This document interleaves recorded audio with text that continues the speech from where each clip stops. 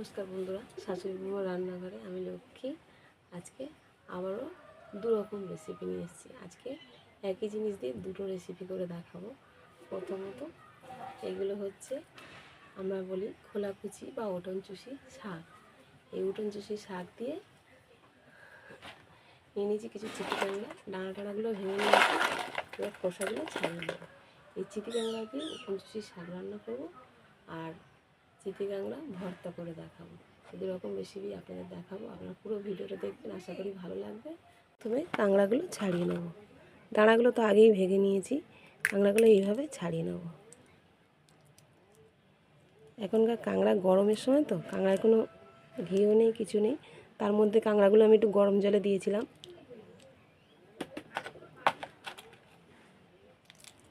এই দেখুন, এইগুলো ঘি আছে, কিন্তু সমুদ্র কাঁকড়াগুলো কোনো ঘি টি কিছু নেই। এভাবে ভালো করে একটু পরিষ্কার করে নিতে হবে। কালো রক্তটা ফেলে দিতে হবে, যতটা পারবে ফেলে দেবে। এভাবে সব কাঁকড়াগুলো আমি কেটে নেব।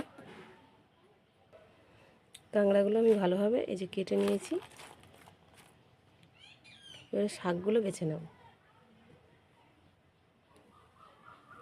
শাকগুলো শুধু এই হাতেই বেছে নিচ্ছি, কারণ আমি ধুয়ে নেব ভালো করে পুকুর থেকে। ঠিক এইগুলো শুধু এইভাবে কেটে নিতে হবে। ডাঁটাগুলো আমি নেব না, ফেলে দেবো। এই শাকগুলো কারা কারা খেয়েছেন কমেন্ট করে জানাবেন, বা কারা দেখেছেন, আর আপনারা কী নামে এই শাকটাকে চেনেন সেটাও জানাবেন।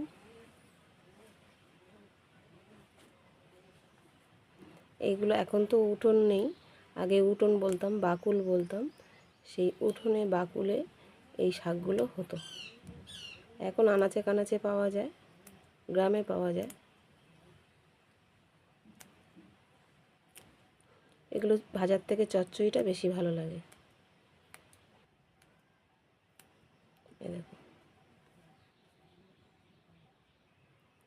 আমি কিন্তু শাকগুলো উঠোন থেকে তুলিনি, আমি শাকগুলোকে বাজার থেকে কিনে নিয়ে এসেছি।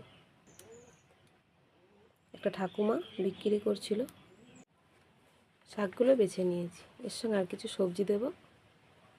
কাঁকড়া শাক সব বাছা হয়ে গেছে, এবারে ধুয়ে টুয়ে রান্নার দিকে চলে যাব। উনুনটা জ্বালিয়ে নিয়েছি। কড়াইয়ে অল্প করে জল নিয়ে কড়াইটা উনুনের উপর বসিয়ে দেবো। জলটা গরম হবে। জলটা ফুটে গেছে, জলের মধ্যে দিয়ে দেবো কাঁচা পাকা লঙ্কা, কাঁকড়াগুলো দিয়ে দেবো। কাঁকড়ার ওপর একটু কাঁচা তেল, লবণ স্বাদ অনুযায়ী, হলুদ পরিমাণ মতো, সামান্য একটুখানি গুঁড়ো লঙ্কা, সবগুলো দিয়ে সিদ্ধ হতে দেবো।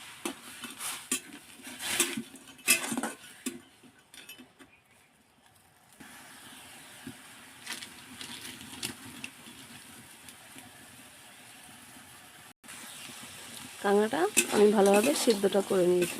এই রসটাই, কাঁকড়ার রসটা, মানে যে জলটা দিয়েছিলাম, জলটা কাঁকড়ার সাথে মিশিয়ে নিয়েছি। কারণ যেহেতু কাঁকড়া একটু ঘি থাকে, তো যদি জলটা ফেলে দিই ঘিটা বেরিয়ে যায়, তাই জন্য এর সাথে পুরো সেদ্ধ করে জলটা শুকিয়ে নিয়েছি। এবার নামিয়ে নেব।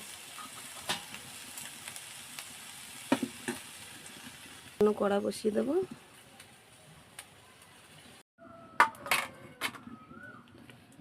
কড়াইটা গরম হয়ে গেছে, কড়াইয়ে দিয়ে দেবো তেল।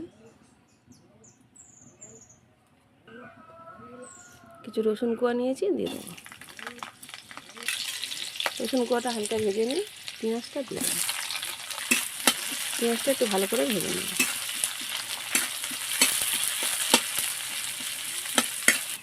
পেঁয়াজ রসুনটা ভাজা হয়ে গেছে, তুলে নেব।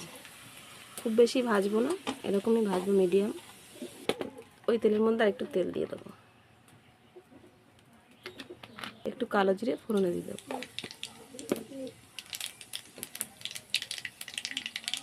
একটু কাঁকড়া আছে ওর মধ্যে দিয়ে দেবো। কাঁকড়াটা একটু ভাজা ভাজা করে নিয়েছি, এবারে সবজিটা দিয়ে দেবো।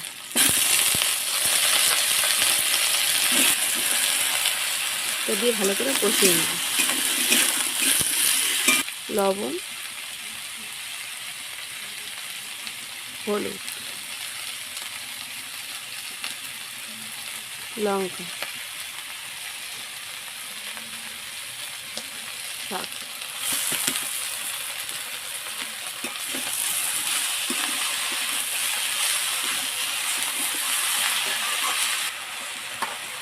পেঁয়াজটা ভেজে রেখেছিলাম, পেঁয়াজ দিয়ে দেবো কিছুটা।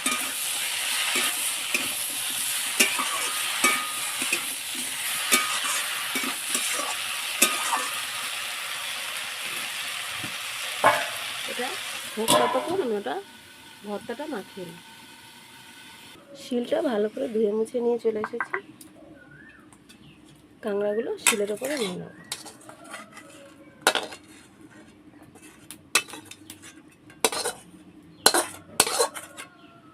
পেঁয়াজ আর রসুনটা ভেজে রেখেছিলাম, এটার মধ্যে নিয়ে নেব।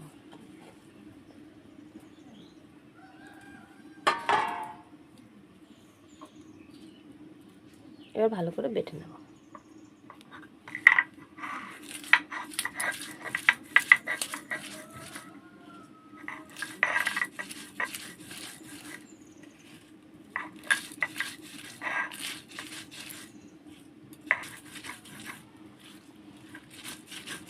সবসময় খেতে যাবেন না এভাবে, খেতে ভালো লাগলে মাঝে সাঝে করে খাবেন। গরমের সময় কাঁকড়া খাওয়া খুব একটা উপকার নয়, কিন্তু ভালো লাগে তাই খাই। একবার বানিয়ে খেয়ে দেখবেন। ভালো করে মিহি করে বেটে নিতে হবে যাতে কাঁকড়ার খোলাগুলো গালে না লাগে।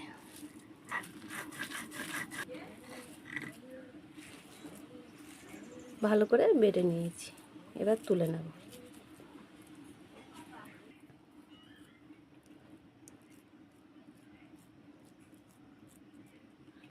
প্লেটে তুলে নিলাম। প্লেটে তুলে নিয়ে একটু কাঁচা তেল ওপর থেকে দিয়ে দিতে হবে, আর কিছু দিতে হবে না, সব কিছু দেওয়া আছে।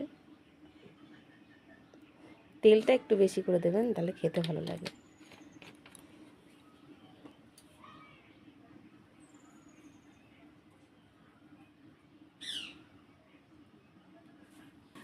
একটা ঢাকনা খুলে দেখে নেব।